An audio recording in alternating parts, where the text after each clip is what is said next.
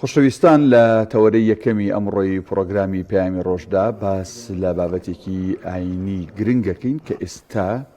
حاڵی حاضر لە مانگی پیرۆزی شعبان داین. بزانین فەزڵ و گەورەی مانگی پیرۆزی شعبان بەراورد بە مانگەکانی دیکەی عەرەبی چییە؟ بۆچی پێغەمبەر صلی الله عليه وسلم گرنگیکی زیاتری پێداوە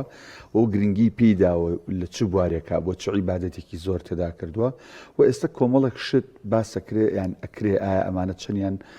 لە سونەتا هاتوون سەلەفی ساڵحی ئێمە کردوانە و چەندێکیشیان دەقێکی وەکو بڵێ پشتڕاستکراوەی لە پشت نییە. و لەم مانگەشا کە مانگی شعبانە بێگومان لە ناوەڕاستەکەی شەوێگەیە کە پێی ئەوترێ شەوی بەرات نصفی شعبان. بزانین ئەم شەوە چی و چۆنایە. ئەم تەوەرێ بە میوانداری زۆر بەڕێز مامۆستا ئەکبەر محەممەد شرۆڤۆ گەنگەشاکەین کە بەسپاس و بەڕێزیان لە ستۆدیۆ لەگەڵمان میوانە. مامۆستا جان بەخێر بیت. مامۆستا بێگومان کۆمەڵە کات هەن لە قورئانی پیرۆزاییان لە فەرمودە شیرینەکانی پێغەمبەر صلی الله علیه و سلم گرنگی تایبەتی پێدراوە. با لەسەر مانگی شعبان قسە بکەین. مانگی شعبان بۆ فەزڵ و گەورەی زیاتر لە مانگەکانی تر و ئەم فەزڵ و گەورەی بۆ چیە گەڕێتەوە؟ بسم الله الرحمن الرحيم. الحمد لله والصلاة والسلام على خير خلق الله سيدنا ونبينا محمد وعلى آله وصحبه ومن والاه. في شهيد اسوشي برنامجان لكم اختياري موضوع ابو امكاتا لوجه لوتار ولو انا شباس كرابه بلام تكراريش هر فايدي خويه وابي خصنا وجهر حتما جيغي خويه قري ديارة بيروزيكا طبعا ماني رمضان لماني رمضان ما بيروسرين ماني صال انسان عادتي وايا توشي سارد بونوا يعني بمحطات عشي وكو كردالي بهوراز ونشي وعشي جاري وإيمان ساعاتك وساعاتك لا وكو شون كاتك دان راو بونوش كاتك دان راو بعبادتك تايبات كيوش روجوا يجمعنا وكو مدرسيك وكو مخيمك وكو تدريبك روحة بالروش بايش بشو بويك خلقي إيماني تعزبيته وخير وصدقاتك هر نفسيتي إنسان كحزك خيرك لما يترى ناتوانا بك أو عبادتان أو شو نجانك لرمضان أكري كاتي ترى ناكري بويك أما كتوبرين بيبو خلق ديارة بيش أوا راهنانيك يعنكو چند روجيك هيا كبيروز لما يا أما بيروز كراوا لبروي كخلق فيرنا بي كم روجي رمضان يكسر شو ناو روجو قرتنو شو ناو شو نيوجو تراويحو يتر زۆر قورس بێت لەسەری چونکە پێشتر نەیکردووە ئەو شتانەی کە سونەتە لەم مانگە بکری هەر وەکو ڕەمەزان وایە مەسەلەی ڕۆژ و گرتن تایە و هەندێک خێرکردن یا و هەندێک تەفەڕوغ و دەست بەتاڵی بۆ عیبادەت بۆ ئەوەی لە ڕەمەزانە ئاسایی بێتەوە لەلایە والله ئەعلەم ئەوەی کە وا عولەما باسییان کردووە ئەوە بووە و لە حەدیثی پێغەمبەری خوا صلی الله علیه وسلم فەرمێ يغفل الناس عنه خلق غافڵە بن لە شعبان لەبەرچی لەبەر ڕەمەزان چاوان لە ڕەمەزانە نازان کە ئەمەش پیرۆزە شتێکی تایە کە جەردی ساڵانەیە وەکو چۆن کەسێک تاجرە دوکانێکی هەیە مارکێتێکی هەیە حساباتێکی هەیە دایمەن ساڵانە ئەبێ جەردێکی خۆی کاتۆی تر ئەوەی زەکات دەرەکا زەکات دەرەکا ئەوەکەی تر حساباتێکی خۆیەکە بزانێت لەم ساڵە کەم و زیادی چی بووە قەرزی چی هەیە چی نییە ئەمە جەردی ساڵانەمان بۆ ئەوەی کەوا ئینسان ئامادە بێ بۆ ڕەمەزان لەم مانگاکرێ یعنی لەم مانگە بە مروری زەمان بە هەموو مانگەکە ئەفەرمێ هەموو مراجعاتی ساڵانەکانی بۆ ئەکرێتەوە و بۆ ئەوەی کە بچێتە ڕەمەزان بە دڵێکی پاک شەوێکی تایە کە شەوی بەراتی پێوتری لای خۆمان شەوی لەیلەتە نەسفی من شعبان ئەوەیە کە عەفوێکی عام دەرەکرێ بۆ هەموو خەڵکو یعنی لاپەڕێکی تازە پەڕێکی تازە هەڵەدرێتەوە لە بەینی خەڵکە بۆی ڕەمەزانێک بەخۆشی هەر ئەم بەرنامە و هەر ئەم نەفسانەی نێ ئەمە کاچینە مانگی ڕەمەزان ڕۆحێتێترمان هەیە تااقەتی عیبادەتی زیاتر هەیە ئێستا ناتوانانی چوار لاپەڕە قورئان بخوێنی بەڵام ئەو کاتە منافەسەیەوەیەکە کە ختمێکی زیاتر بکەیت حتمما بۆ ئەوەیە کە خەڵکی ئامادەکاری بکە بۆ مانگی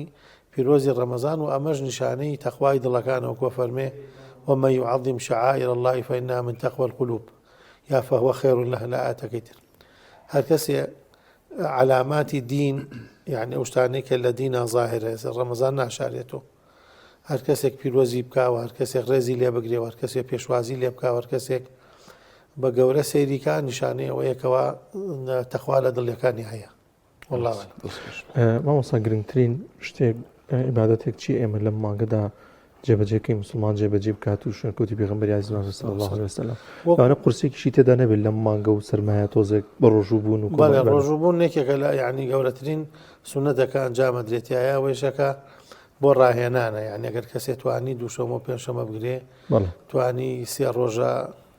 سێ ڕۆژە سبێکە بگرێکە کەوێتە چوارشەمە و پێنجشەمە و جومعەی ئەم هەفتەکە دێت و تاوەکو نزیکی ڕەمەزانیش ئەگەر هەر کەسێک عادەتی دووشەمە و پێنجشەمەی هەیە پێنجشەمەکەی بەر لە ڕەمەزانیش دەتوانێت بگرێ بۆ ئەوەی کە ڕۆژوگرتن لای ئاسان بخاسەتەن لەم وەختە ڕۆژوگرتن تایە ئاسانە و ڕۆژتایە کورتە و هیچ هەست بە برسێتی و توونەتی ناکە و شەو درێژە و بەدەسوێتی ئەمە یەکێکە لە سونەتەکان کە جێبەجێ بکە یەکێکی ترەوە بووە کە هەندێک لە ئەهلی مەسەلەن خەواسی مسلمانان لەم مانگە زەکاتیان داوە بۆ ئەوەی کەوا خەڵکی فەقیر ئەو کەسانی کەەوە ڕۆژەکاریەکەن ئەگەر ڕۆژێ نەچن بۆ ئیش پارەیان نییە لەم کاتی کە قەیرانە مەعاشی مانگی دوانزە لە بە مانگ یەکێکە درێ لە مانگی دووە خەڵکێکیش کە ژیانی بەس لەسەر مەعاژیاوە تەمان ئەمە قورسە لەسەری بۆی کەوا بێغەم بێ بۆ ڕەمەزانێکی ڕێک و پێک بگرێ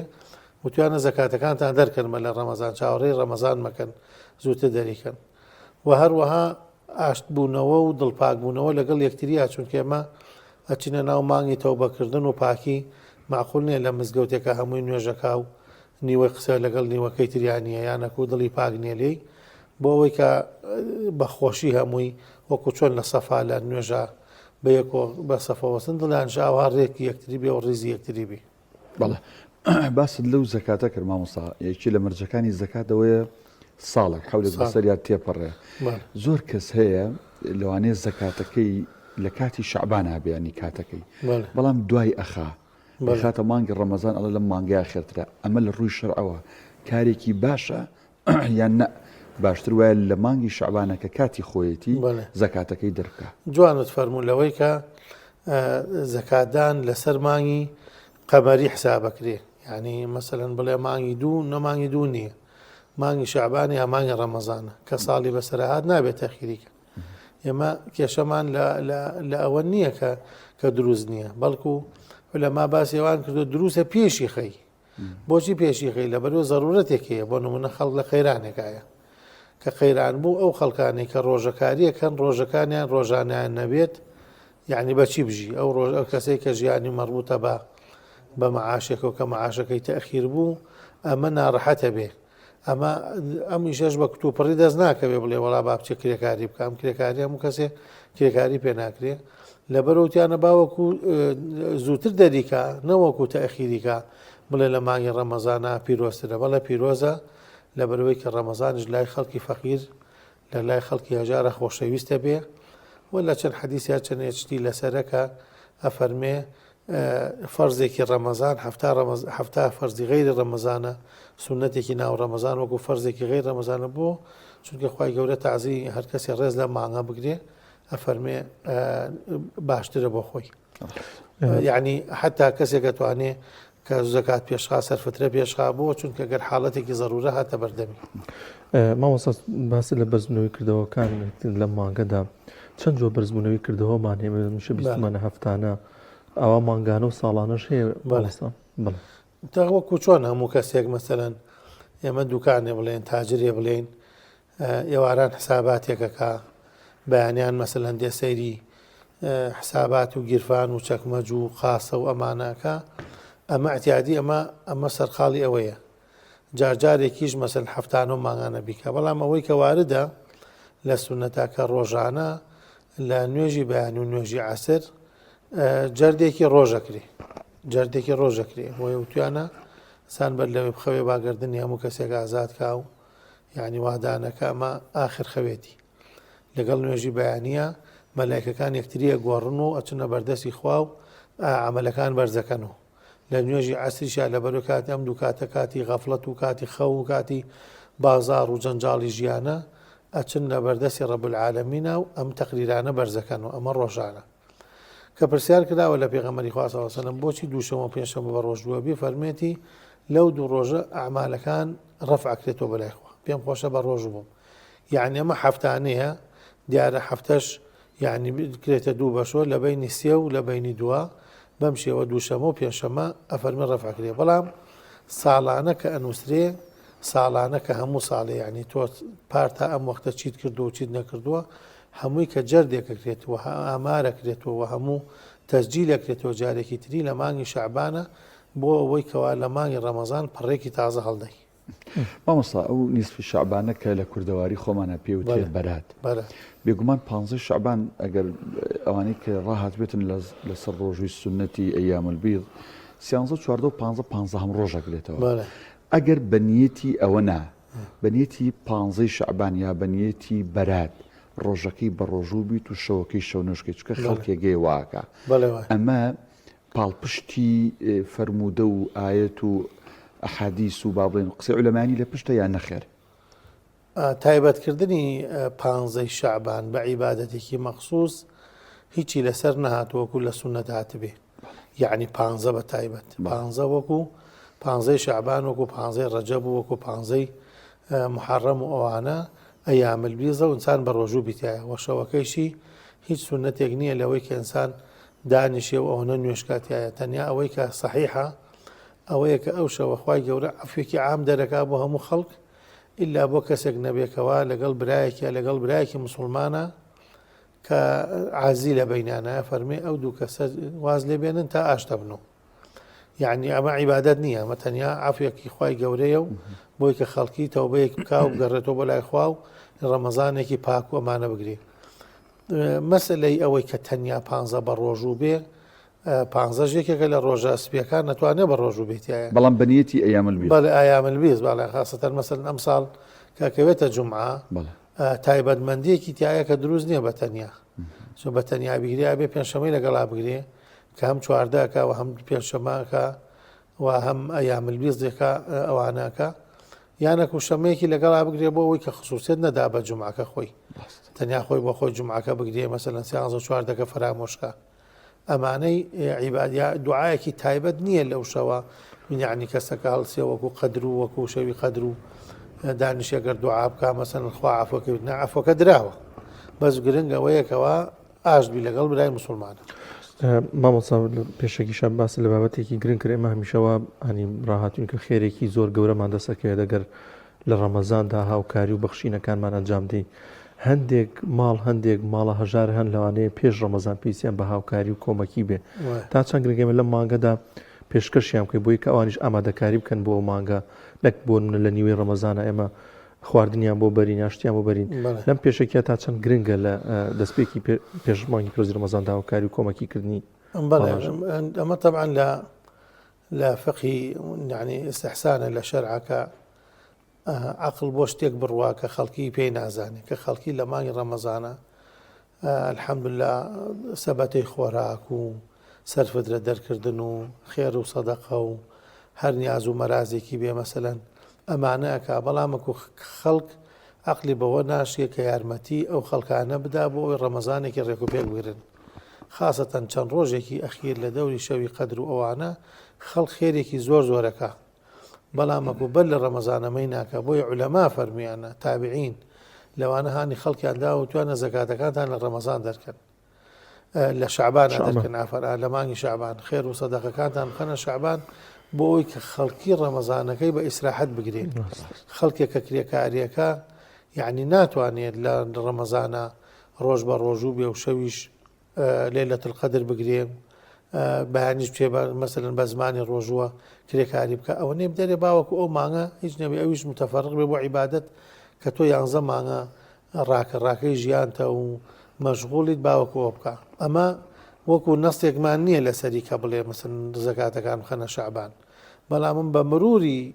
زەمان بە تەجریبەی موسڵمانان دەرکەوتووە کە هەمووی زەکاتەکانی خاتە دەشەوی ئەخیر ڕەمەزان و توانە ئەو خەڵکە زۆر محتاجە ئەگەر لەبیرتان بێ پار تاوەکو نزیکی 20 ڕەمەزان کە مەعاش زۆر تاخیر بوو بازاڕێ بێ بازارێکی زۆر بوو خەڵ زۆر لە نەڕەحەتیا بوو هەرچی خانی خەڵمانەدا ئەو خەڵکی کە پارەی ئێستا پیاوە تێبیکە دوای دوو مەعاش لەسەر هات لە یەک هەفتە ئیتر الحەمدوللا خەڵکێک کە ئاوا مەحدودی شەوانە خێرەکەن بازار کرایەوە خەڵک کەوتە ئیش خێر و سەدەقە زۆر بوو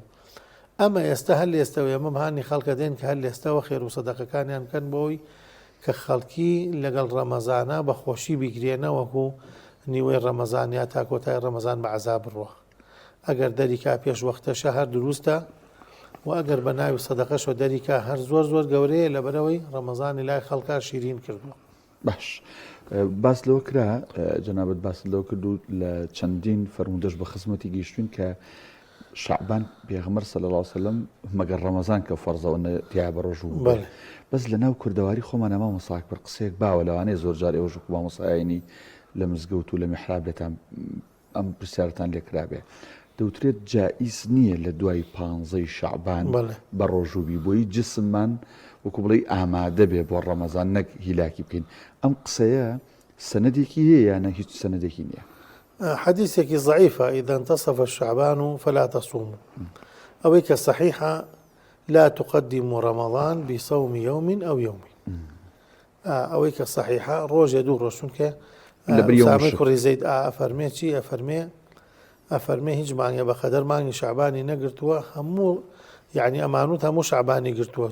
نمان بينوا مثلا روجك اللي يبقى أو نوا ما زانيوا أم صالش ك ڕەمەزانە کەوێتە شەممەیەکی سێ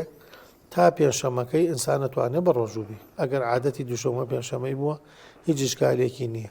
بەعکس و ئەگەر ئینسان هەموو ساڵەکەش ئەگەر خوای گەورە فەرمانی پێ بکردایە بە ڕۆژوو هەرەی توانی بەڵام بۆ ڕاهێنان لەسەرەوار کەسێک لە دوای 15 شعبانیش بە ڕۆژوو بێ بە تایبەت دووشەمە و پێنجشەمەکان کە دوو دووشەمە و دوو پێنجشەمەی تێکەوێ هیچ ئیشکالێکی نییە و بەڵام ڕۆژی شک بڕۆ ناکەم ئەم ساڵ کتابێ بە گوێرەی حسابی فەلەکی کە جومعاکە هیچ ئیشکالێکی نییە لەوەی کەوە بە ڕۆژوو بێت تا پێنجشەمەکەی تا 27 دوو مامۆستا لەم شەوانەیە لەم شەوانی شعبانە تا چەند گرنگە زیندوی بکەینەوە بە عیبادەت بە دوعاکردن بە شەو نوێژ هاوشێوەی مانگی پیرۆزی ڕەمەزان بەڵێ ئەفەرمێ کە سوفیانی سەوری ئەفەرمێ خەڵکم بینیوە یعنی ئەوان تابعینیان بینیوە ئەفەرمێ کە ڕەمەزان هات ئیمام مالیک ئەفەرمێ کە شعبانە هات ئیتر دوکانەکانیان داخستیاندان دەست شاگرد و مناڵ و ئەمانەی خۆیان و ئیتر دەستیانە کردە قورئان خوێندن تەبەن قورئان خوێندنیش ڕەنگە هەموو کەسێک لە ڕۆژە مەشغوڵەکرێ و قەرەباڵغەکرێ بەڵام بە شەو مەشغوڵی ئەوە بوو نەوتیانە بۆەوەی کە لە ڕێڵ ڕەمەزانە ئینسان مفاجئ نەبێت ئەوە نە قورئانە بخوێنێ ئەو نە شوێن نوێژکە پێشتر کردوێتی لای ئەهلی قورئان لای ئەهلی شەو نوێژ لای ئەهلی ڕۆژی سونەت کە ڕەمەزان دێ یعنی شتێکی کتوپڕی و مفاجئ نییە هەر کەسێک نەیکردبێ چاوەڕێیەکە ساڵ بۆ ساڵ قورئانەکەی کاتوە لەبەرەوە تەفەڕوقیان کردووە لە شعبانۆ ڕەمەزانەکەیان بۆتە شعبان و ڕەمەزان جەژنەکان کردێتە دوو جەژن مامۆستا دوا پرسیار کاتمان نەماوەزانە خولێکمان ماوە بۆچی عایشە دایکمان عایشە ڕەزا و ڕەحمەتی خوای لێبێت یعنی ئەو ڕۆژوە قەرزانی لەسەری بووە معلومی جەنابتە ئافرەت بۆی هەندێک حاڵەتی تێتەوە ڕۆژوی ڕەمەزانی جاروێ ئەکەوێتە لا لە شعبانە یعنی گرتوێتی و وەکو بڵێ قەرەبووی کردوێتەوە ئەمە دەلالەت نییە لەوەی کە هەر خێرە ینی ویستوانە بە ڕۆژوو بن لە شعبانە خۆی فەرمێ پێغەمبەر وەسەلەم ئاگاداری کردوونەتەوە کە قەرزەکانتان بگرنەوە لەبەرەوە تۆ قەرزی ڕەمەزان لەسەر ئەوەڵ جار مەسەلەن مەشغوڵە بی و ئەڵێ کاتم هەیە ئەوانە تاوەکو لە کتوپڕێکە ئەو ڕەمەزان هات ئەویش لە شعبانە کە سونەتە ڕۆژی تیا بگری قەرزەکانیش هەر لەوە فەرمێن لەو کاتە دابانەتەوە بۆ ئەوەی کە خەڵکێک هەیە هەر لە دوای ڕەمەزان ئەڵێ ڕۆژوی سونەتی شەوال نابێ بگری تا قەرزەکان نەدەیت و فەرمێتی وەڵای ئەمە لە شعبانەمان گرتەوە بۆی کە یعنی ئەو قەزادانەوە کاتێکی مۆسەعی هەیە کاتێکی فراوانی هەیە تەنیا نابێت لە شەوال یەکسەر لە دوای ڕەمەزانە کابرا ڕۆژوو بگرێتەوە بەس ڕەمەزانەکەی تر نێتە سەری لەو کاتەشە دروستە و ئێمە یعنی لە یەک دوو جومعەیە هەر باسیەوەمان کردووە کە هەر کەسی قەرزی لەلایە با بیگرێتەوە لەبەرەوە هەم کاتەکەی چاکە و هەم دواکاتە دوای چونکە هەمە بێتە ئێمال و هەم فیدێشێکەوێتە سەر ئەو کەسێکەوە ڕەمەزانێت هاتە سەری و خەرزی ساڵێکی نەدایەوە کە چەند ڕۆژی خەرزارە. زۆر بەڕێز مامۆستا ئەکبەر محەممەد مامۆستای عینی سواز بووی کە لەم تەورێ لەگەڵ مامووی بۆی هیوایی کە لە فەزڵ و گەورەی و بەرەکەتی ئەم مانگە و لێخۆشببوونی 15 شعبانیش ئیشاڵڵا ئێمە و بیسەران و بینەران و کارمەدانیم کەناڵی چێبووین لەوانە خۆی گەورە لە هەمومان خۆش.